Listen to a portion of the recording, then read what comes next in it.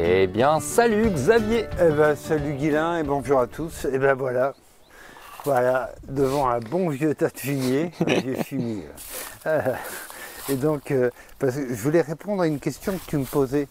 Oui, parce que moi j'ai vu dans un livre qu'on ne pouvait pas utiliser de la fumure fraîche, je ne sais plus pourquoi. Ouais. Fumure fraîche, je me suis dit, mais c'est quoi de la fumure fraîche? Fumure fraîche, on la déconseille sur tout ce qui est aliacé, oignon, Oui, c'est ça, ouais. ail, etc. parce que ça pose des problèmes de conservation. Donc c'est quoi la fumure? C'est quoi de la fraîche ou pas fraîche? Voilà, la fumure, si on s'en réfère au Larousse, c'est tout engrais ou amendement apporté au sol. Tu vois, ça veut dire que la fumure, ça regroupe tout. Tous les apports que tu peux faire. Le fumier, c'est une origine animale par contre. Frais, ça veut dire que c'est pas décomposé ou en cours de décomposition. C'est ça, frais. Là, par exemple, ce fumier-là, ici, ça c'est un fumier frais. Ben, il est pas décomposé? Non, du tout. Ouais, non. Ouais. Là, vraiment, c'est...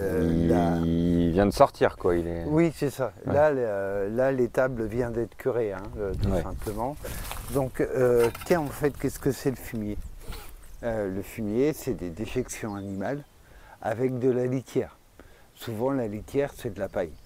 Mais c'est ça le fumier. On va retrouver souvent aussi dans le fumier de la paille, mais aussi un peu de foin. C'est tout ce que les animaux ont rejeté quand ils ont mangé, etc.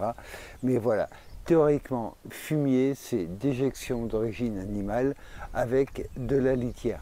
Alors, il y a plusieurs fumiers. Ici, c'est du fumier de vache. Pourquoi du fumier de vache? Parce que c'est ce que je trouve, tout simplement. C'est un fumier qui est réputé relativement froid, relativement riche, mais relativement froid.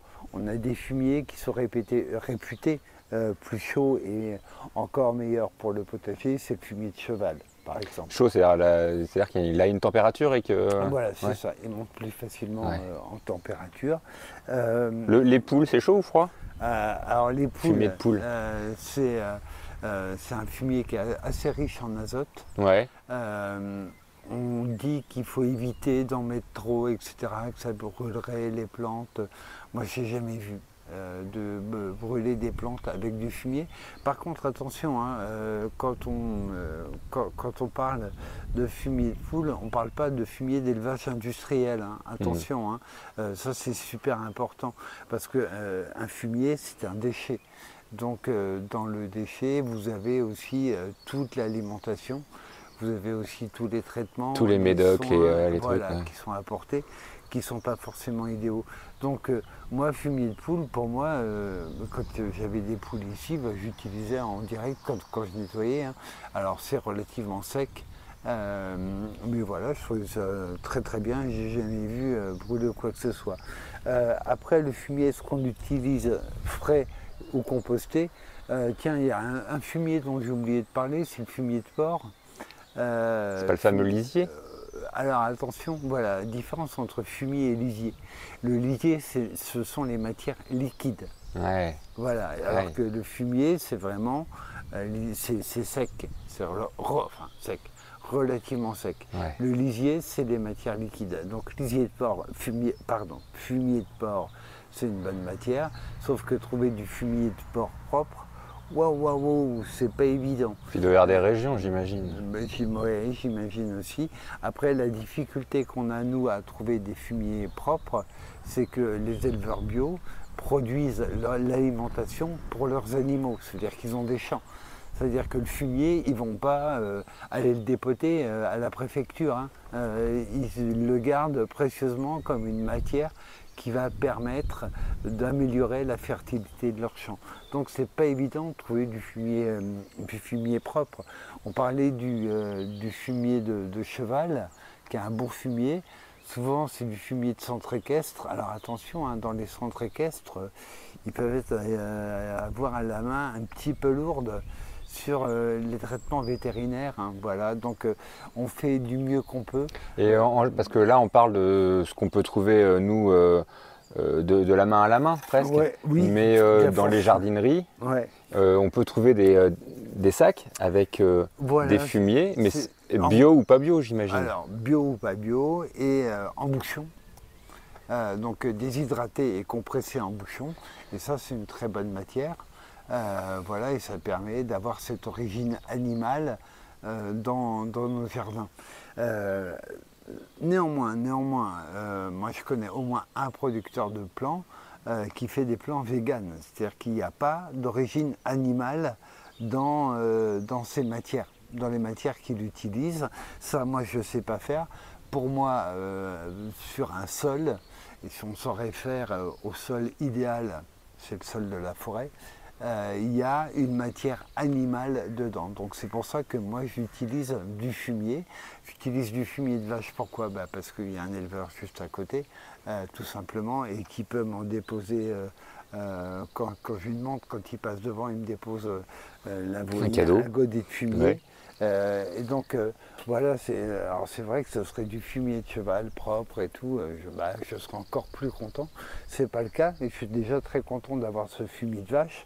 Alors est-ce que je l'utilise frais ou composté?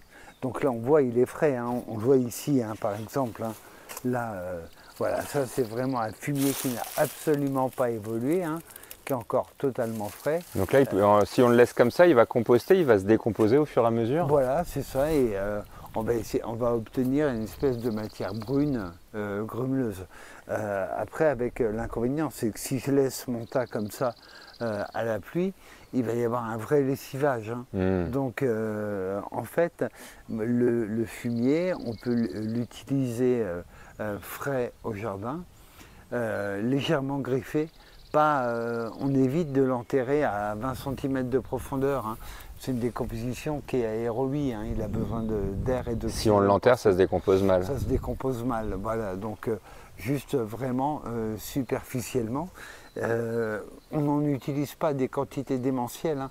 Moi j'ai vu ça, hein, des gens qui voulaient vraiment marquer le coup et qui étalaient 10-15 cm de fumier sur leur terrain, mais vraiment à la brouette, et on y va, et on y va. Et en fait, on assiste exactement au phénomène inverse à celui qu'il recherchait. On a un engorgement de la matière organique, hein. Donc là, si vous devez mettre du fumier dans votre jardin, vous secouez comme ça, hein. Oui, superficiellement. Oui, superficiellement, hein. Vous ne mettez pas des grosses bousées comme ça. Voilà, tu plantes directement dedans, voilà. Tu t'embêtes pas. Alors après, moi, pourquoi j'ai du fumier? Alors j'utilise jamais de fumier frais finalement. Tout ce fumier-là, en fait, il part dans les couches en lasagne. Moi, j'aime bien, dans une couche en lasagne, avoir une matière d'origine animale, toujours. Donc c'est considéré comme du brun. En fait, donc, un an après, il est complètement composté. Et ça dans la lasagne, ouais. Voilà, et ça fait une super matière. Ouais. Donc voilà, je ne saurais que trop défendre le principe des couches en lasagne et qui me permettent, voilà, de traiter tout ce fumier. Et donc il passe dans la couche en lasagne et après, la couche en lasagne, elle est épandue, voilà.